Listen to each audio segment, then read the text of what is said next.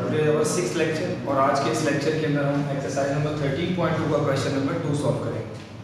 Friends इस question के अंदर आप देखें तो cos और sin अगेन सम की फॉर्म में आ गए हैं और जब तक ये प्रोडक्ट की फॉर्म में नहीं आएंगे आप यहाँ से इसका अननोन फाइंड नहीं कर सकते यानी थीटा।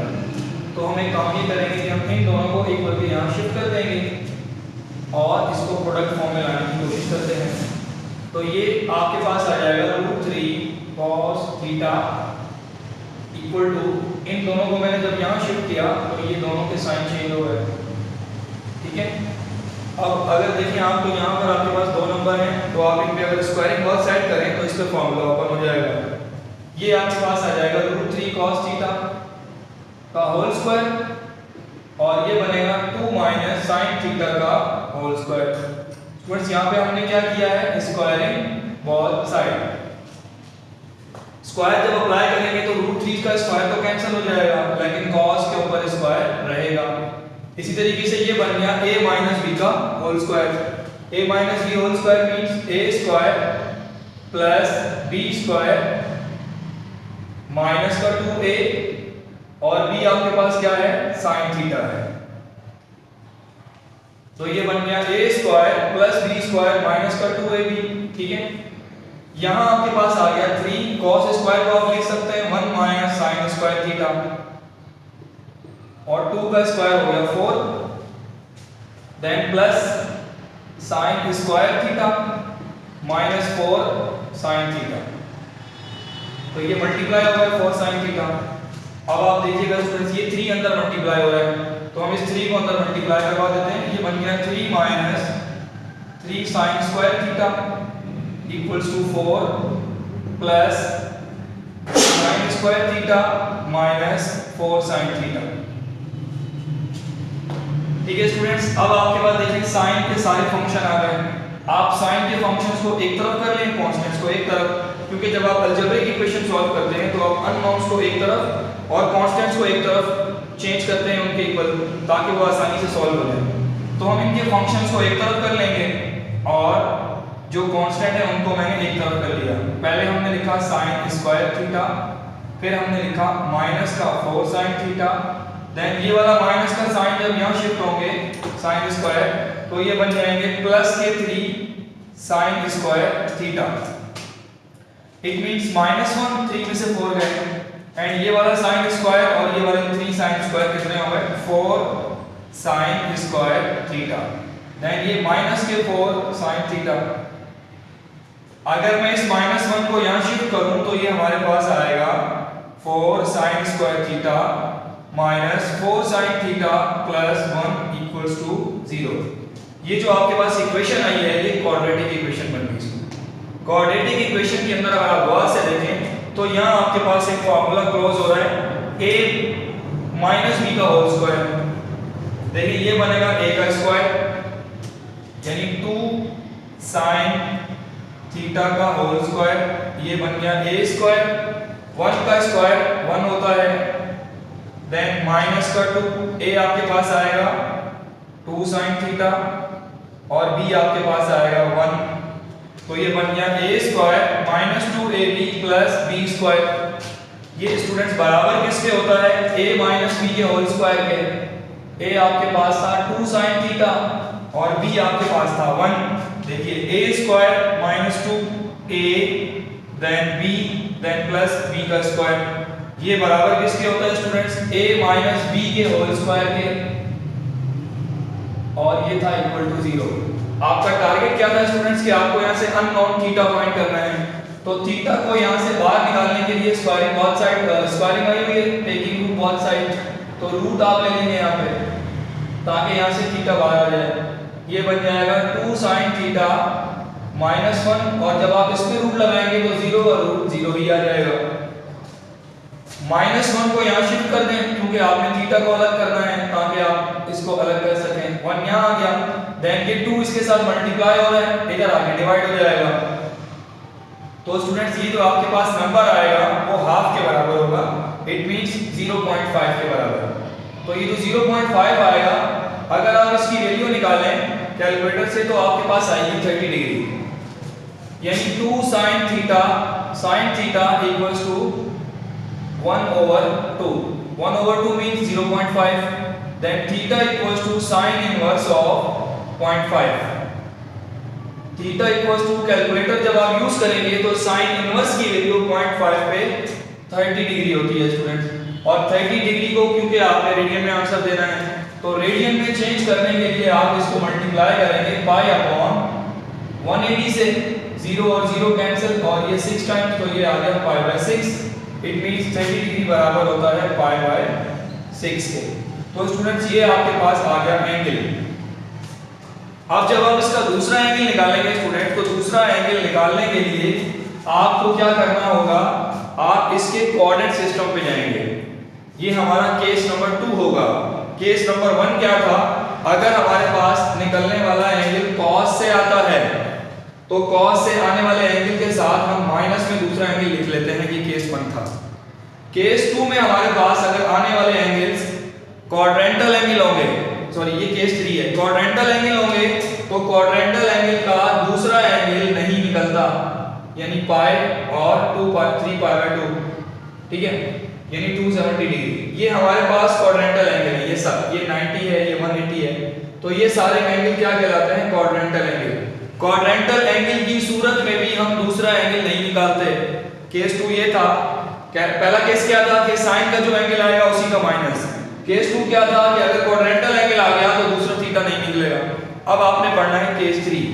अगर आने वाला एंगल आपका साइन से आता है, ये साइन से आया है और एंगल क्वाड्रेंटल नहीं होता तो आप क्या करेंगे, अपने कोऑर्डिनेट सिस्टम पे जाएंगे और यहाँ मैंने आपको कुछ फार्मूले लिखवाए थे, theta pi minus theta pi plus theta and 2 pi minus theta. आप ये वाले जो फार्मूले, इनको आप ऐसे फार्मूले तो नहीं है ये, लेकिन आप इसकी याददाश्त के लिए फार्मूला कह सकते हैं इसको।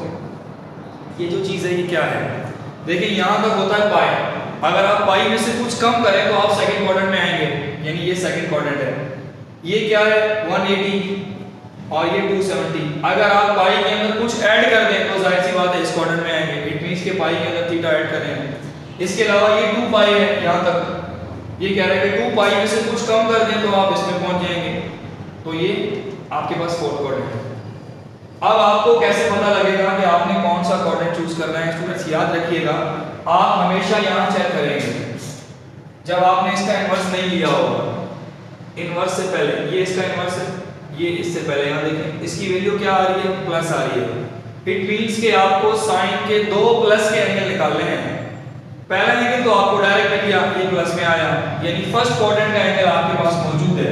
अब सवाल ये बनता है कि हम एंगल 2 क्यों निकाल रहे हैं, तो उसका जवाब ये है स्टूडेंट्स कि 2 एंगल इसलिए निकाल रहे हैं कि हमारे पास जो साइन की वैल्यू यहाँ प्लस में आ रही है, तो साइन हमारे कोऑर्डिनेट सिस्टम में सिर्फ 2 ऐसे कोऑर्डिनेट हैं जिसमें पॉजिटिव है।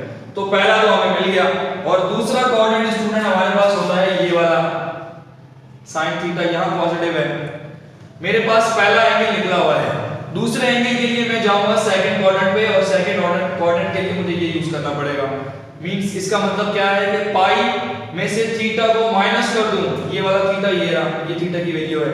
अगर मैं पाई में से थीटा को माइनस कर दूं तो मैं एंगल, जो मेरा दूसरा एंगल है, वो मुझे सेकंड क्वाड्रेंट में मिल जाएगा, मैं सेकंड क्वाड्रेंट में पहुंच जाऊंगा।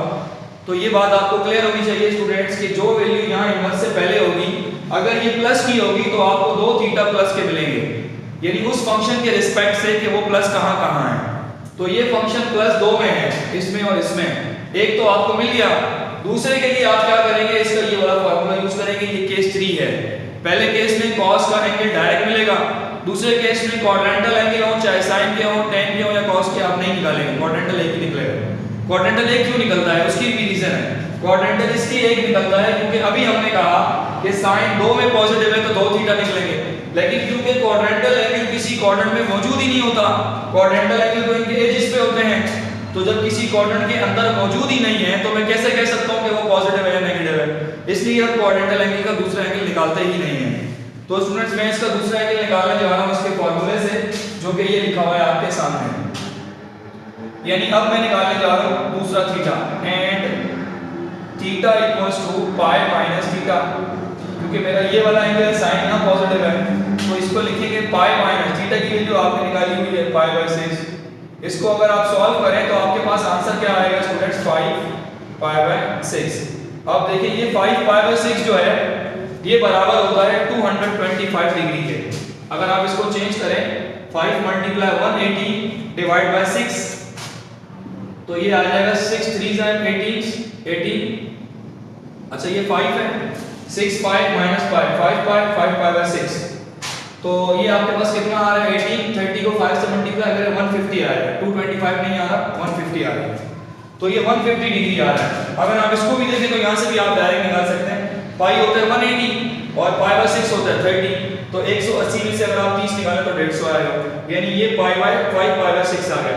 अब आप एक बात नोट करें स्टूडेंट, मैंने आपसे कहा था कि पहला एंगल आपको डायरेक्ट मिलेगा तो पहला आपको डायरेक्ट मिल गया था।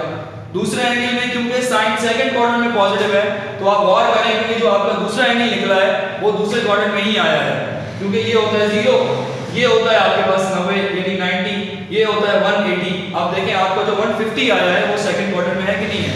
90 और 180 के बीच में होगा 150 यानी 150 और 150 सेकंड में आ गया। इट मींस साइन दो क्वाड्रेंट में पॉजिटिव होता है, पहले और दूसरे में। ये हमें किसने बताया? इस वीडियो ने बताया जो इन्वर्स से पहले थी। ये पॉजिटिव थी इसलिए मुझे साइन के दो पॉजिटिव एंगल निकालने थे और दोनों पॉजिटिव एंगल मैं निकाल चुका हूं। तो आज हमने केस 3 पढ़ा है।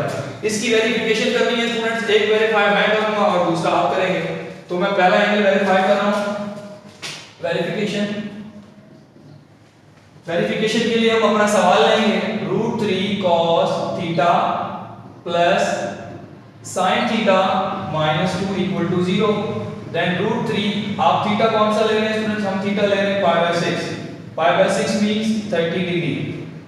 तो हम पहले इसके लिए वेरीफाई करेंगे। अपने क्वेश्चन में इसको पुट करें आप जरा, क्या बनेगा ये बनेगा √3 cos 30 degree then plus sin 30 degree -2 = 0, यानी इसको सॉल्व करके आपके पास 0 आना चाहिए।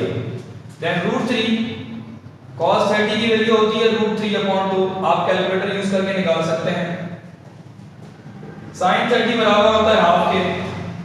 √3 और √3 जब आप इनको एक रूप में लिखेंगे स्टूडेंट्स, √3 × √3 एक रूप में आए तो एक बार आ जाएगा, जब ये बार आएगा तो 3 बन जाएगा। It means 3/2 plus half -2 = 0। आपने =0 लाना है। इसको जरा सॉल्व कर लें आप। देखिए इसका आप एलसीएम लेंगे जब आप तो नीचे वाला सेम आ जाएगा और ये बनेंगे 4 -2 को डिवाइड कर देंगे, आ गया 2 - 2 = 0 और ये आपकी राइट हैंड साइड प्रूव हो गई।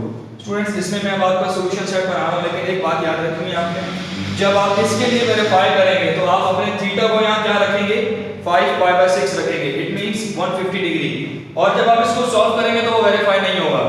वो जब वेरीफाई नहीं होगा तो क्यों वेरीफाई नहीं होगा? इसका मतलब ये है कि जब ये वेरीफाई नहीं होगा तो आपका आंसर सिर्फ और सिर्फ ये होगा। ठीक है, ये मैं आपको बता रहा हूं कि ये वेरीफाई नहीं होगा। आप इसको खुद करेंगे अभी होमवर्क में कि वेरीफाई क्यों नहीं हुआ। ये वेरीफाई नहीं होगा तो आपको पता चल जाएगा कि क्योंकि ये वेरीफाई नहीं हुआ तो आपका सॉल्यूशन सिर्फ एक ही होगा। अब आपने इसका सॉल्यूशन सेट बनाना है। तो स्टूडेंट्स ये जरूरी नहीं है कि सारे के सारे सॉल्यूशन सेट जो है वो वेरीफाई हों। मैंने आपको लास्ट क्लास में भी बताया था, 1-2 क्लासेस पहले, कि हमारा जो सॉल्यूशन सेट होता है सिर्फ वो होता है जो आपकी जनरल इक्वेशन आपके क्वेश्चन को वेरीफाई करे। इसने वेरीफाई नहीं किया। तो ये हमारे पास आ गया π/6 प्लस 2 and π, ये इसका जनरल सॉल्यूशन निकला है। हमने दूसरे वाले एंगल को यहाँ नहीं लिखा क्योंकि वो वेरीफाई नहीं होगा। इसको आप अपने जो है ना घर में चेक कर लीजिएगा किस तरह से चेक वेरीफाई हुआ कि नहीं। आप 150 को यहाँ लिखेंगे इधर 30 की जगह। तो स्टूडेंट्स मैंने 2 and π क्यों ऐड किया? क्योंकि cos से एंगल निकले हैं, सॉरी sin से निकले हैं। sin और cos का जो है वो पीरियड 2π होता है। तो स्टूडेंट्स ये आपका सॉल्यूशन सेट है। इंशाल्लाह नेक्स्ट क्लास के अंदर हम इसका क्वेश्चन नंबर 3 करेंगे और फिर हम 10 के सवाल करेंगे जिससे हमें केस नंबर 4 मिलेगा। Thank you so much. अल्लाह हाफिज़।